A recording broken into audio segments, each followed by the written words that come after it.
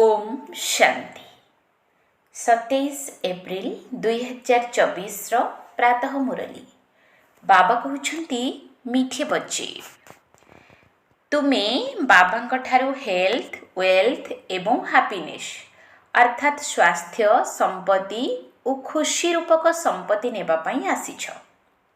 ईश्वरीय मतरे चलवा द्वारा ही बाबा ठारू संपत्ति मिली थाई। तुमे बाबा ठारू हेल्थ वेल्थ एवं हैप्पीनेस रूपक संपत्ति नेबापाई आसीछ। ईश्वरीय मतरे चलवा द्वारा ही बाबा ठारू संपत्ति मिली थाई। प्रश्न बाबा समस्त संतान मानकु विकल्पजित हेबार केउ उपाय बताइछन्ति? बाबा समस्त संतान मानकु विकल्पजित हेबार केउ उपाय बताइछन्ति? उत्तर विकल्पजित हेबा पाई निजको आत्मा मने करी भाई भाईर दृष्टि रे देख। शरीर को देखिबा द्वारा विकल्प अर्थात विकारी संकल्प आसी थाई। सेथिपाई भ्रुकुटी रे आत्मा भाई को देख। पवित्र हेबाकु हेले एही दृष्टि को पक्का कर। निरंतर पतित पावन बाबा को मने पकाओ। मने पकाइबा द्वारा आत्मारु कलंकी छाड़ी जीवो, खुशी बढ़ी जीवो एवं विकल्प उपरे विजय प्राप्त करि परिबो। ओम शांति। शिव भगवान उवाच निजर शालग्राम मानक प्रति।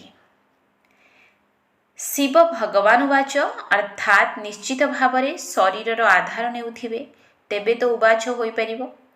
कहिबा निमंते मुख निश्चित आवश्यक। सुनिबा पई कान मध्य निहाती दरकार। आत्मा को कान और मुखर आवश्यकता रही। एबे तुमको ईश्वरीय मत मिलुछि जहाकु रामकर मत बोली कहा जाउछि।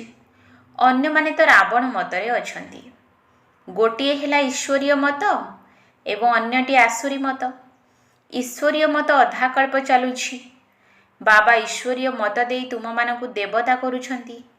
पुणी सत्ययुग एवं त्रेता युगरे सही मत रहिबो। सेठारे जन्म मध्य कम हेबो काहेकि ना जोगी जीवन बीतांती। द्वापर कलिजुगरे रावण मत एठारे जन्म मध्य बहुत नेउछंती काहेकि ना भोगी जीवन बीताउछंती। सेथिपाई आयु मध्य कम हेउछि। बहुत संप्रदाय होई जाई थाए तेणु बहुत दुखी होई थांती। राम मतधारी माने रावण मतरे मिसी जाउछंती तेणु समग्र दुनिया रे रावण मत होई जाउछि। पुणी बाबा आसी समस्तंकु राम मत देउछंती। सत्य जुगरे रामक मत अर्थात ईश्वरीय मत जहाको स्वर्ग बोली कहा जाए। ईश्वरीय मत द्वारा स्वर्गर स्थापना अधा कल्प पाई होई जाउछि। अधा कल्प परे रावण राज्य आरंभ हेउछि जहाको आसुरी मत कहा जाउछि।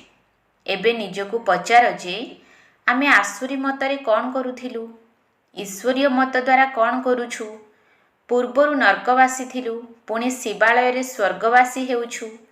सत्ययुग एवं त्रेता युग को शिवालय कहा जाए।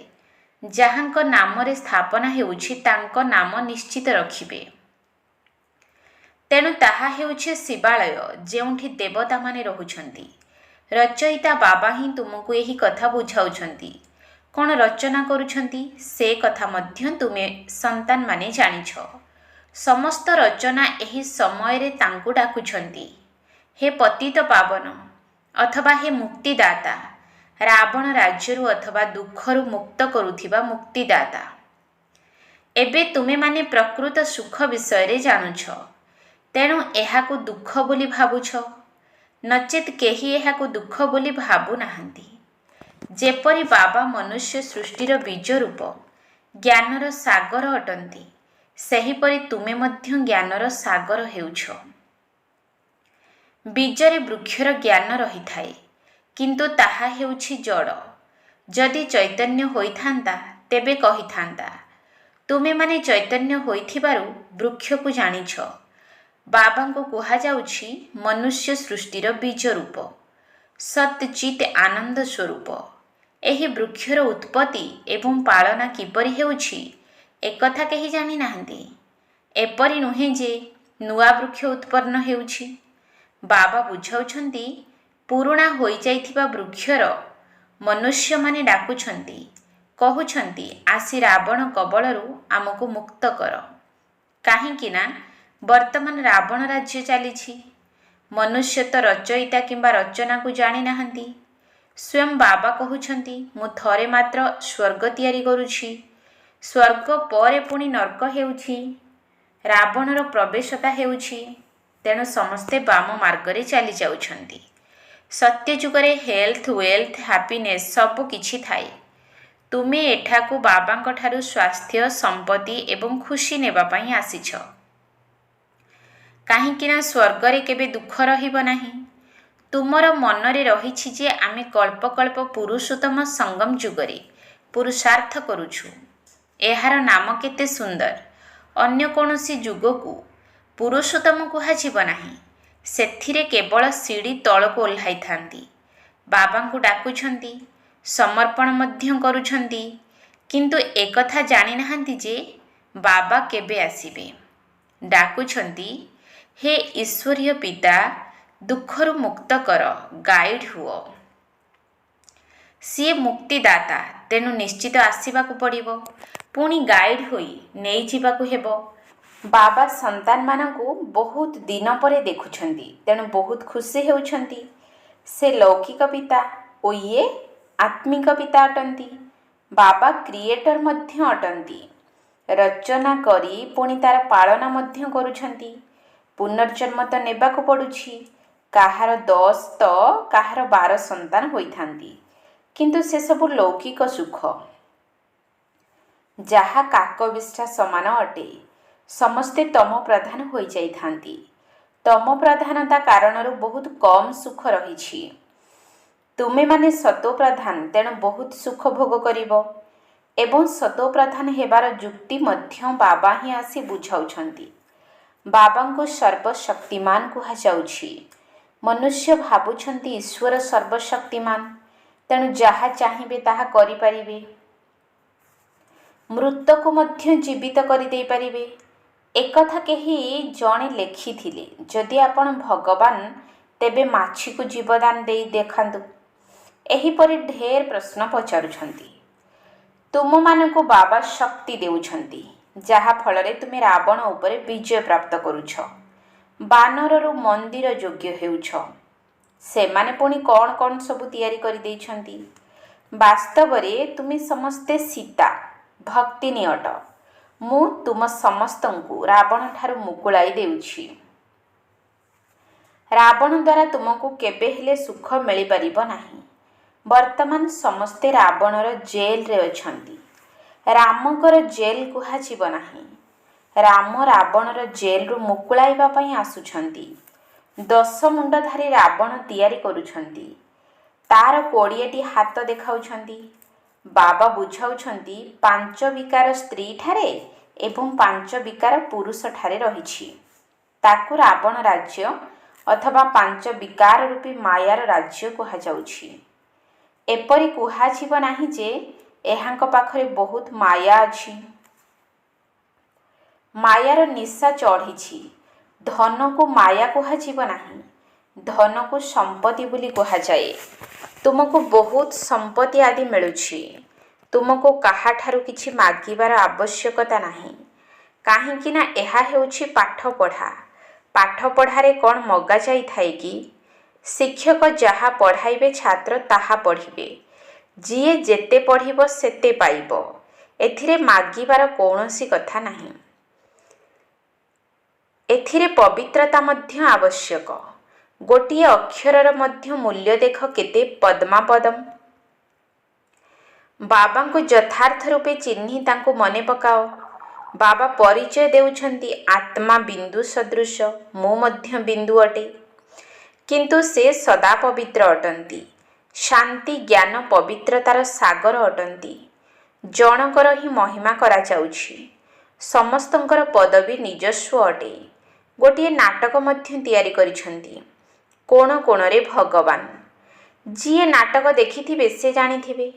ମହାବୀର ସନ୍ତାନମାନଙ୍କୁ ବାବା କହୁଛନ୍ତି ତୁମେମାନେ କେଉଁଠାକୁ ବି ଯାଅ, କିନ୍ତୁ ସବୁକିଛି କେବଳ ସାକ୍ଷୀ ହୋଇ ଦେଖ। ଏବେ ତୁମେ ରାମରାଜ୍ୟ ସ୍ଥାପନ କରୁଛ, ରାବଣ ରାଜ୍ୟକୁ ସମାପ୍ତ କରିଦେଉଛ। ଏହା ହେଉଛି ବେହଦ୍ର କଥା। ସେମାନେ ଲୌକିକ କାହାଣୀ ତିଆରି କରିଦେଇଛନ୍ତି। ତୁମେ ହେଉଛ ଶିବଶକ୍ତି ସେନା। ଶିବ ସର୍ବଶକ୍ତିମାନ ଅଟନ୍ତି ନା? ତୁମେ ହେଉଛ ଶିବଙ୍କଠାରୁ ଶକ୍ତି ନେଉଥିବା ଶିବଙ୍କର ସେନା। ସେମାନେ ମଧ୍ୟ ଶିବସେନା ନାମ ରଖିଦେଇଛନ୍ତି। ବର୍ତ୍ତମାନ ତୁମର ନାମ କ'ଣ ରଖାଯିବ? ତୁମର ନାମ ହେଉଛି ପ୍ରଜାପିତା ବ୍ରହ୍ମା କୁମାର କୁମାରୀ। ସମସ୍ତେ ତ ଶିବଙ୍କ ସନ୍ତାନ। ସମଗ୍ର ଦୁନିଆର ଆତ୍ମାମାନେ ତାଙ୍କର ସନ୍ତାନ। ଶିବଙ୍କଠାରୁ ତୁମକୁ ଶକ୍ତି ମିଳୁଛି। ଶିବ ବାବା ତୁମକୁ ଜ୍ଞାନ ଶିଖାଉଛନ୍ତି, ଯାହାଙ୍କଠାରୁ ତୁମକୁ ଏତେ ଶକ୍ତି ମିଳୁଛି ଯେ ଅଧାକଳ୍ପ ତୁମେ ସମଗ୍ର ବିଶ୍ୱ ଉପରେ ରାଜ୍ୟ କରୁଛ। ଏହା ତୁମର ଯୋଗ ବଳ ଏବଂ ତାଙ୍କର ହେଉଛି ବାହୁବଳ। ଭାରତର ପ୍ରାଚୀନ ରାଜଯୋଗର ଗାୟନ ରହିଛି। ଚାହୁଁଛନ୍ତି ମଧ୍ୟ ଭାରତର ପ୍ରାଚୀନ ଯୋଗ ଶିଖିବୁ, ଯାହାଦ୍ୱାରା ସ୍ୱର୍ଗ ସ୍ଥାପନ ହୋଇଥିଲା। ଏକଥା ମଧ୍ୟ କହୁଛନ୍ତି, ଖ୍ରୀଷ୍ଟଙ୍କ ଠାରୁ ଏତେ ବର୍ଷ ପୂର୍ବରୁ ସ୍ୱର୍ଗ ଥିଲା। କିପରି ତିଆରି ହୋଇଥିଲା? ଯୋଗ ବଳ ଦ୍ୱାରା। ତୁମେ ହେଉଛ ପ୍ରବୃତ୍ତି ମାର୍ଗୀ ସନ୍ନ୍ୟାସୀ। ସେମାନେ ଘରଦ୍ୱାର ଛାଡ଼ି ଜଙ୍ଗଲକୁ ଚାଲି ଯାଉଛନ୍ତି। ଡ୍ରାମା ଅନୁସାରେ ପ୍ରତ୍ୟେକଙ୍କୁ ପାର୍ଟ ମିଳିଛି। ଏତେ ଛୋଟ ବିନ୍ଦୁରେ କେତେ ପାର୍ଟ ରହିଛି, ଯାହାକୁ କୁଦରତ ବୋଲି କୁହାଯିବ। ବାବା ତ ସଦା ଶକ୍ତିମାନ ଗୋଲ୍ଡେନ୍ ଏଜେଡ୍ ଅଟନ୍ତି। ବର୍ତ୍ତମାନ ତୁମେ ତାଙ୍କଠାରୁ ଶକ୍ତି ନେଉଛ। ଡ୍ରାମା ମଧ୍ୟ ଏହିଭଳି ପ୍ରସ୍ତୁତ ହୋଇଛି। ଏପରି ନୁହେଁ ଯେ ଭଗବାନ ହଜାରେ ସୂର୍ଯ୍ୟଠାରୁ ତେଜୋମୟ ଅଟନ୍ତି। ଯାହାର ଯେପରି ଭାବନା ରହିଥାଏ ସେହି ଅନୁସାରେ ଦେଖିଥାନ୍ତି। ଆଖି ଲାଲ ହୋଇଯାଏ। କହନ୍ତି, ବାସ୍ ସେତିକି ଥାଉ, ଆମେ ଆଉ ସହନ କରିପାରୁନାହୁଁ। ବାବା କହୁଛନ୍ତି, ସେସବୁ ଭକ୍ତି ମାର୍ଗର ସଂସ୍କାର। ଏହା ତ ଜ୍ଞାନ ଅଟେ। ଏଥିରେ ପାଠ ପଢ଼ିବାକୁ ହେବ। ବାବା ଶିକ୍ଷକ ମଧ୍ୟ ଅଟନ୍ତି, ପଢ଼ାଉଛନ୍ତି। କହୁଛନ୍ତି ତୁମକୁ ତମ ପ୍ରଧାନରୁ ସତୋ ପ୍ରଧାନ ହେବାକୁ ପଡ଼ିବ। ବାବା ବୁଝାଇଛନ୍ତି, ଖରାପ କଥା ଶୁଣ ନାହିଁ। ମନୁଷ୍ୟମାନଙ୍କୁ ଜଣା ନାହିଁ ଯେ ଏକଥା କିଏ କହିଛନ୍ତି। ପୂର୍ବରୁ ମାଙ୍କଡ଼ର ଚିତ୍ର ତିଆରି କରୁଥିଲେ, ଏବେ ମନୁଷ୍ୟମାନଙ୍କର ତିଆରି କରୁଛନ୍ତି। ବାବା ମଧ୍ୟ ନଳିନୀ କନ୍ୟାଙ୍କର ଚିତ୍ର ତିଆରି କରାଇଥିଲେ। ମନୁଷ୍ୟମାନଙ୍କୁ କେତେ ଭକ୍ତିର ନିଶା ରହିଛି। ଭକ୍ତିର ରାଜ୍ୟ ଅଟେ ନା? ବର୍ତ୍ତମାନ ଜ୍ଞାନର ରାଜ୍ୟ ହେଉଛି। କେତେ ଫରକ ହୋଇଯାଉଛି। ପିଲାମାନେ ଜାଣିଛନ୍ତି, ବାସ୍ତବରେ ଜ୍ଞାନରେ ବହୁତ ସୁଖ ମିଳୁଛି। ପୁଣି ଭକ୍ତିରେ ସିଡ଼ି ତଳକୁ ଓହ୍ଲାଉଛନ୍ତି। ଆମେ ପ୍ରଥମେ ସତ୍ୟଯୁଗକୁ ଯାଉଛୁ, ପୁଣି ଉକୁଣି ସଦୃଶ ଧୀରେ ଧୀରେ ତଳକୁ ଓହ୍ଲାଉଛୁ। 1250 ବର୍ଷରେ ଦୁଇଟି କଳା କମ୍ ହୋଇଯାଉଛି। ଚନ୍ଦ୍ରମାର ଉଦାହରଣ ରହିଛି। ଚନ୍ଦ୍ରମାରେ ଗ୍ରହଣ ଲାଗି କଳା କମ୍ ହେବାରେ ଲାଗିଥାଏ। ପୁଣି ଧୀରେ ଧୀରେ କଳା ବଢ଼ି ବଢ଼ି 16 କଳା ହୋଇଥାଏ। ତାହା ହେଉଛି ଅଳ୍ପ କାଳର କଥା। ଏହା ହେଉଛି ବେହଦ୍ର କଥା। ବର୍ତ୍ତମାନ ସମସ୍ତଙ୍କ ଉପରେ ରାହୁର ଗ୍ରହଣ ଲାଗିଛି। ସର୍ବୋଚ୍ଚ ଦଶା ବୃହସ୍ପତିର ଦଶା। ସବୁଠାରୁ ନିଜ ଦଶା ରାହୁର ଦଶା। ଏକଦମ ଦେବାଳିଆ କରିଦେଇଥାଏ। ବୃହସ୍ପତିର ଦଶା ଦ୍ୱାରା ଆମେ ଚଢ଼ୁଛୁ। ସେମାନେ ବେହଦ୍ର ବାବାଙ୍କୁ ଜାଣିନାହାନ୍ତି। ବାସ୍ତବରେ ବର୍ତ୍ତମାନ ସମସ୍ତଙ୍କ ଉପରେ ରାହୁର ଦଶା ରହିଛି। ଏକଥା ତୁମେମାନେ ଜାଣିଛ, ଅନ୍ୟ କେହି ଜାଣିନାହାନ୍ତି। ରାହୁର ଦଶା ହିଁ କାଙ୍ଗାଳ କରିଦେଉଛି। ବୃହସ୍ପତିର ଦଶା ଦ୍ୱାରା ସାହୁକାର ହେଉଛନ୍ତି। ଭାରତ କେତେ ଧନବାନ ଥିଲା। ବିଶ୍ୱରେ ଏକମାତ୍ର ଭାରତ ହିଁ ଥିଲା। ସତ୍ୟଯୁଗରେ ରାମରାଜ୍ୟ ପବିତ୍ର ରାଜ୍ୟ ଥାଏ, ଯାହାର ମହିମା ହେଉଛି। ଅପବିତ୍ର ରାଜାମାନେ ଗାୟନ କରୁଛନ୍ତି, ଆମେ ନିର୍ଗୁଣ, ଆମ ପାଖରେ କୌଣସି ଗୁଣ ନାହିଁ। ଏପରି ସଂସ୍ଥା ମଧ୍ୟ ତିଆରି କରିଛନ୍ତି, ଯାହାର ନାମ ରଖିଛନ୍ତି ନିର୍ଗୁଣ ସଂସ୍ଥା। ଆରେ ସମଗ୍ର ଦୁନିଆ ହିଁ ନିର୍ଗୁଣ ସଂସ୍ଥା ଅଟେ। କେବଳ ଜଣଙ୍କର କଥା ନୁହେଁ। ପିଲାମାନଙ୍କୁ ସର୍ବଦା ମହାତ୍ମା କୁହାଯାଇଥାଏ। ତୁମେ ପୁଣି କହୁଛ କୌଣସି ଗୁଣ ନାହିଁ। ସମଗ୍ର ଦୁନିଆରେ କୌଣସି ଗୁଣ ନାହିଁ, ତେଣୁ ରାହୁର ଦଶା ପଡ଼ିଛି। ବାବା କହୁଛନ୍ତି, ଦାନ ଦେଲେ ଗ୍ରହଣ ଛାଡ଼ିଯିବ। ବର୍ତ୍ତମାନ ସମସ୍ତଙ୍କୁ ତ ଯିବାକୁ ହେବ ନା। ଦେହ ସହିତ ଦେହର ସମସ୍ତ ଧର୍ମକୁ ଛାଡ଼। ନିଜକୁ ଆତ୍ମା ନିଶ୍ଚୟ କର। ତୁମକୁ ଏବେ ଘରକୁ ଯିବାକୁ ହେବ। କିନ୍ତୁ ସମସ୍ତେ ଅପବିତ୍ର, ତେଣୁ କେହି ଘରକୁ ଫେରି ଯାଇ ପାରୁନାହାନ୍ତି। ଏବେ ବାବା ପବିତ୍ର ହେବାର ଯୁକ୍ତି ବତାଉଛନ୍ତି। ବେହଦର ବାବାଙ୍କୁ ମନେ ପକାଅ। କେହି କେହି କହୁଛନ୍ତି ବାବା ଆମେ ଭୁଲି ଯାଉଛୁ। ବାବା କହୁଛନ୍ତି ମଧୁର ସନ୍ତାନମାନେ ପତିତ ପାବନ ବାବାଙ୍କୁ ଭୁଲିଗଲେ ତୁମେ ପାବନ କିପରି ହେବ? ବିଚାର କର ଯେ ତୁମେ କ'ଣ କହୁଛ। ଜୀବଜନ୍ତୁ ମଧ୍ୟ କେବେ ଏପରି କହିବେ ନାହିଁ ଯେ ଆମେ ବାପାଙ୍କୁ ଭୁଲି ଯାଉଛୁ। ତୁମେ କ'ଣ କହୁଛ? ମୁଁ ତୁମର ଅବିନାଶୀ ପିତା, ତୁମେ ଅବିନାଶୀ ସମ୍ପତ୍ତି ନେବାକୁ ଆସିଛ। ନିରାକାର ବାବା ସାକାରରେ ଆସିଲେ ହିଁ ପାଠ ପଢ଼ାଇବେ ନା। ବର୍ତ୍ତମାନ ବାବା ଏହାଙ୍କ ଶରୀରରେ ପ୍ରବେଶ କରିଛନ୍ତି। ଇଏ ହେଉଛନ୍ତି ବାପ୍ ଦାଦା। ଉଭୟଙ୍କର ଆତ୍ମା ଏହି ଭ୍ରୁକୁଟି ମଧ୍ୟରେ ରହିଛି। ତୁମେ ବାପ୍ ଦାଦା କହୁଛ, ତେବେ ନିଶ୍ଚୟ ଉଭୟଙ୍କର ଆତ୍ମା ରହିଥିବ। ଶିବ ବାବା ଏବଂ ବ୍ରହ୍ମାଙ୍କ ଆତ୍ମା। ତୁମେ ସମସ୍ତେ ପ୍ରଜାପିତା ବ୍ରହ୍ମା କୁମାର କୁମାରୀ ହୋଇଛ। ତୁମକୁ ଜ୍ଞାନ ମିଳୁଥିବାରୁ ଜାଣିଛ ଯେ ଆମେ ଭାଇ ଭାଇ ଅଟୁ। ପୁଣି ପ୍ରଜାପିତା ବ୍ରହ୍ମାଙ୍କ ଦ୍ୱାରା ଆମେ ଭାଇ ଭଉଣୀ ହେଉଛୁ। ଏହି ସ୍ମୃତି ପକ୍କା ହେବା ଉଚିତ। କିନ୍ତୁ ବାବା ଦେଖୁଛନ୍ତି ଯେ ଭାଇ ଭଉଣୀଙ୍କ ଭିତରେ ମଧ୍ୟ ନାମ ରୂପର ଆକର୍ଷଣ ରହୁଛି। ଅନେକଙ୍କୁ ବିକଳ୍ପ ମଧ୍ୟ ଆସୁଛି। ସୁନ୍ଦର ଶରୀର ଦେଖିଲେ ବିକଳ୍ପ ଆସିଥାଏ। ଏବେ ବାବା କହୁଛନ୍ତି ନିଜକୁ ଆତ୍ମା ଭାବି ଭାଇ ଭାଇର ଦୃଷ୍ଟିରେ ଦେଖ। ସମସ୍ତ ଆତ୍ମା ପରସ୍ପର ଭାଇ ଭାଇ। ଆତ୍ମା ଭାଇ ଭାଇ ହେଲେ ପିତା ମଧ୍ୟ ନିଶ୍ଚିତ ରହିବା ଆବଶ୍ୟକ। ସମସ୍ତଙ୍କର ଜଣେ ହିଁ ବାପା। ସମସ୍ତେ ବାବାଙ୍କୁ ୟାଦ କରୁଛନ୍ତି।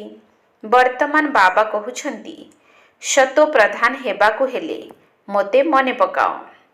ଯେତେ ଯୋଗଯୁକ୍ତ ହୋଇ ରହିବ ସେତେ କଳଙ୍କ ସଫା ହୋଇଯିବ। ଖୁସିର ନିଶା ଚଢ଼ିବ ଏବଂ ଆକର୍ଷଣ ମଧ୍ୟ ହେବ। ପୁରୁଷାର୍ଥର କ୍ରମ ଅନୁସାରେ। ଆଚ୍ଛା, ମିଠା ମିଠା ଶିକିଲଧି ସନ୍ତାନମାନଙ୍କ ପ୍ରତି ମାତା ପିତା ବାପ୍ ଦାଦାଙ୍କର ମଧୁର ସ୍ନେହଭରା ସ୍ମୃତି ଏବଂ ସୁପ୍ରଭାତ। ଆତ୍ମିକ ପିତାଙ୍କର ଆତ୍ମିକ ସନ୍ତାନମାନଙ୍କୁ ନମସ୍ତେ। ଆତ୍ମିକ ସନ୍ତାନମାନଙ୍କର ଆତ୍ମିକ ବାପ୍ ଦାଦାଙ୍କୁ ନମସ୍ତେ ନମସ୍ତେ ନମସ୍ତେ। ସୁପ୍ରଭାତ। ଧାରଣ ପାଇଁ ମୁଖ୍ୟ ସାର। 1 ନମ୍ବର ପଏଣ୍ଟ, ପାଠପଢ଼ା ଉପରେ ସମ୍ପୂର୍ଣ୍ଣ ଧ୍ୟାନ ଦେଇ ନିଜକୁ ସମ୍ପତ୍ତିବାନ କରାଇବାର ଅଛି। କାହାକୁ କିଛି ବି ମାଗିବାର ନାହିଁ। ଏକମାତ୍ର ବାବାଙ୍କର ସ୍ମୃତି ଏବଂ ପବିତ୍ରତାର ଧାରଣା ଦ୍ୱାରା ପଦ୍ମା ପଦମ୍ପତି ହେବାକୁ ପଡ଼ିବ। ପାଠପଢ଼ା ଉପରେ ସମ୍ପୂର୍ଣ୍ଣ ଧ୍ୟାନ ଦେଇ ନିଜକୁ ସମ୍ପତ୍ତିବାନ କରାଇବାର ଅଛି। କାହାକୁ କିଛି ବି ମାଗିବାର ନାହିଁ। ଏକମାତ୍ର ବାବାଙ୍କ ସ୍ମୃତି ଏବଂ ପବିତ୍ରତାର ଧାରଣା ଦ୍ୱାରା ପଦ୍ମା ପଦମ୍ପତି ହେବାକୁ ପଡ଼ିବ। 2 ନମ୍ବର, ରାହୁର ଗ୍ରହଣରୁ ମୁକ୍ତ ହେବା ପାଇଁ ବିକାରଗୁଡ଼ିକୁ ଦାନ ଦେବାକୁ ହେବ। ଖରାପ କଥା ଶୁଣ ନାହିଁ। ଯେଉଁ କଥା ଦ୍ୱାରା ତଳକୁ ଓହ୍ଲାଉଛ, ନିର୍ଗୁଣ ହୋଇଛ, ତାକୁ ସବୁ ବୁଦ୍ଧିରୁ ଭୁଲି ଯିବାକୁ ହେବ। ରାହୁର ଗ୍ରହଣରୁ ମୁକ୍ତ ହେବା ପାଇଁ ବିକାରଗୁଡ଼ିକୁ ଦାନ ଦେବାକୁ ହେବ। ଖରାପ କଥା ଶୁଣ ନାହିଁ। ଯେଉଁ କଥା ଦ୍ୱାରା ତଳକୁ ଓହ୍ଲାଇଛ, ନିର୍ଗୁଣ ହୋଇଛ, ତାକୁ ସବୁ ବୁଦ୍ଧିରୁ ଭୁଲି ଯିବାକୁ ହେବ। ବରଦାନ, ପ୍ରଥମେ ଆପଣର ମନ୍ତ୍ର ଦ୍ୱାରା ସମସ୍ତଙ୍କଠାରୁ ସମାନ ଅର୍ଥାତ୍ ସମ୍ମାନ ପ୍ରାପ୍ତ କରୁଥିବା ନିର୍ମାଣ ତଥା ମହାନ ଭବ। ପ୍ରଥମେ ଆପଣର ମନ୍ତ୍ର ଦ୍ୱାରା ସମସ୍ତଙ୍କଠାରୁ ସମାନ ଅର୍ଥାତ୍ ସମ୍ମାନ ପ୍ରାପ୍ତ କରୁଥିବା ନିର୍ମାଣ ତଥା ମହାନ ଭବ। ଏହି ମହାମନ୍ତ୍ର ସର୍ବଦା ମନେ ରହୁ ଯେ ନିର୍ମାଣ ହିଁ ସର୍ବ ମହାନ ଅଟେ। ପ୍ରଥମେ ଆପଣ କରିବା ଅର୍ଥାତ୍ ପ୍ରଥମେ ଅନ୍ୟମାନଙ୍କୁ ସୁଯୋଗ ଦେଇ ନିଜେ ପଛରେ ରହିବା ହିଁ ସମସ୍ତଙ୍କଠାରୁ ସମାନ ପ୍ରାପ୍ତ କରିବାର ଆଧାର। ମହାନ ହେବାର ଏହି ମନ୍ତ୍ରକୁ ବରଦାନ ରୂପରେ ସର୍ବଦା ସାଥିରେ ରଖିଥାଅ। ବରଦାନ ଆଧାରରେ ପାଳିତ ହେବା ସହିତ ଉଡ଼ି ଉଡ଼ି ଲକ୍ଷ୍ୟସ୍ଥଳରେ ପହଞ୍ଚି ପାରିବ। କିନ୍ତୁ ମେହନତ ସେତେବେଳେ କରିବାକୁ ପଡ଼ୁଛି ଯେତେବେଳେ ବରଦାନକୁ କାର୍ଯ୍ୟରେ ଲଗାଉନାହଁ। ଯଦି ବରଦାନରେ ପାଳିତ ହେଉଛ, ବରଦାନକୁ କାର୍ଯ୍ୟରେ ଲଗାଇ ଚାଲୁଛ, ତେବେ ସବୁ ମେହନତ ସମାପ୍ତ ହୋଇଯିବ। ସର୍ବଦା ସଫଳତା ଏବଂ ସନ୍ତୁଷ୍ଟତାର ଅନୁଭବ କରିବାକୁ ଲାଗିବ। ସ୍ଲୋଗାନ: ଚେହେରା ଦ୍ୱାରା ସେବା କରିବା ପାଇଁ ନିଜର ଖୁସିବାସିଆ, ହର୍ଷିତ ତଥା ଗମ୍ଭୀର ସ୍ୱରୂପକୁ ଜାଗ୍ରତ କର।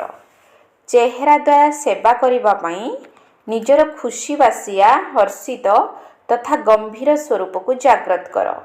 ଓମ୍ ଶାନ୍ତି। ତିନି ଗୋଟି ରେଖା ଏ ଭାଗ୍ୟର ରେଖା ଦେଇଛନ୍ତି ଭଗବାନ। ତିନି ଗୋଟି ରେଖା ଏ ଭାଗ୍ୟର ରେଖା ଦେଇଛନ୍ତି ଭଗବାନ। ପ୍ରତିଟି ଆତ୍ମାର ମସ୍ତକରେ ଏହା ରହିଛି ଜାଜୁଲ୍ୟମାନ, ରହିଛି ଜାଜୁଲ୍ୟମାନ। ପରମାତ୍ମା ପାଳନାର ଭାଗ୍ୟରେଖା, ପାଠ ପଢ଼ା ଭାଗ୍ୟରେଖା। ପରମାତ୍ମା ପାଳନାର ଭାଗ୍ୟରେଖା, ପାଠ ପଢ଼ା ଭାଗ୍ୟରେଖା। ପରମାତ୍ମା ପ୍ରାପ୍ତି ରେଖା ପାଇଅଛ, ରହିଛି ଲମ୍ବା ତାଲିକା, ରହିଛି ଲମ୍ବା ତାଲିକା। ତୀବ୍ର ପୁରୁଷାର୍ଥ କରି ଲଗନକୁ ବୈରାଗ୍ୟକୁ ରଙ୍ଗ କର। ଯାହା ବି ସମସ୍ୟା ଲୀନ ହୋଇଯିବ, ନଥିବ ବିବାଦ ଡର, ନଥିବ ବିବାଦ ଡର। ବାବା ଶ୍ରେଷ୍ଠ ଦାନ ବ୍ରାହ୍ମଣ ଜୀବନ, ଆତ୍ମା ଏକ ଜ୍ୟୋତିର୍ବିନ୍ଦୁ। ବାବା ଶ୍ରେଷ୍ଠ ଦାନ ବ୍ରାହ୍ମଣ ଜୀବନ, ଆତ୍ମା ଏକ ଜ୍ୟୋତିର୍ବିନ୍ଦୁ। ବାବା ବିତ ବିନ୍ଦୁ ଅତୀତ ବିବିନ୍ଦୁ, ବିନ୍ଦୁ ସମାଧାନ ସିନ୍ଧୁ, ବିନ୍ଦୁ ସମାଧାନ ସିନ୍ଧୁ।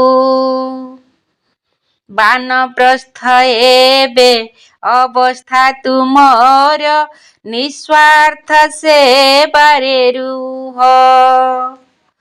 ସୁଖ ଶାନ୍ତି ପ୍ରେମ ଆନନ୍ଦ ଲହରୀ, ସୁଖ ଶାନ୍ତି ପ୍ରେମ ଆନନ୍ଦ ଲହରୀ ଦେଉଥାଅ ଅହରହ, ଦେଉଥାଅ ଅହରହ। ସ୍ନେହ ଆଧାରରେ ମେହନତ କର, ମୋହବତ କର ନାହିଁ।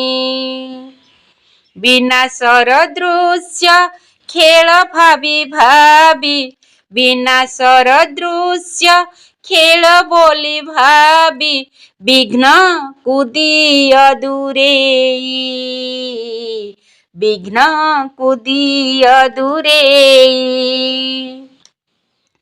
ତିନି ଗୋଟି ରେଖା ଏ ଭାଗ୍ୟର ରେଖା ଦେଇଛନ୍ତି ଭଗବାନ। ତିନି ଗୋଟି ରେଖା ଏ ଭାଗ୍ୟର ରେଖା ଦେଇଛନ୍ତି ଭଗବାନ। ପ୍ରତିଟି ଆତ୍ମାର ମସ୍ତକରେ ଏହା ରହିଛି ଜାଜୁଲ୍ୟମାନ, ରହିଛି ଜାଜୁଲ୍ୟମାନ।